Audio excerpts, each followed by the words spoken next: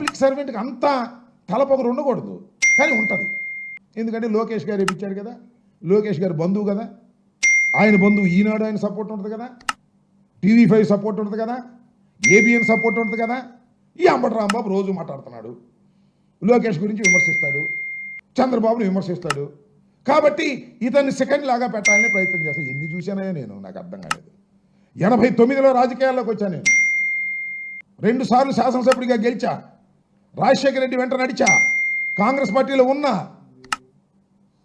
మళ్ళా జగన్మోహన్ రెడ్డి గారు పార్టీలోకి వచ్చా, రాజశేఖర రెడ్డి గారు మరణించిన తర్వాత. ఇన్ని చూశానంటున్నా నేను. 70 సంవత్సరాలు వస్తున్నాయి, ఎన్నో రాజకీయాలు చూశాను, ఎందరినో పోలీసు అధికారులు చూశాను. మంచి మర్యాద కలిగినటువంటి వ్యక్తిని, లా అబైడింగ్ సిటిజన్ నేను. నన్ను ఇబ్బంది పెట్టాలని మీరు ప్రయత్నం చేస్తున్నారు, పెట్టుకొని చూస్తానని మనం చేస్తున్నా. కేసు రిజిస్టర్ చేశారండి. ఏం కేసు అది? ఒక కేసు రిజిస్టర్ చేశారు నా మీద.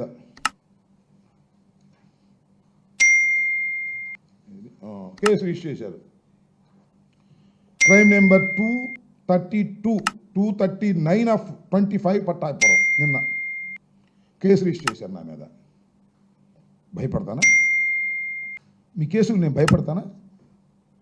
భయపెట్టాలని అనుకుంటున్నారు కదా మమ్మల్ని మీరు.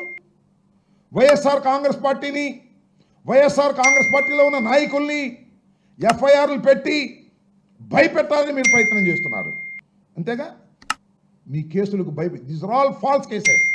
నేను వెళ్తుంటే నన్ను మధ్యలో ఆపి మీ విధులకు నేను అడ్డం వచ్చానని చెప్పేసి నా మీద కేసు రిజిస్టర్ చేశారు. నా మీదను వినోద్ అని విద్యార్థి నాయకుడి మీద. ఈ కేసులకి మేము భయపడతామా? డోంట్ కేర్ అంటున్నా.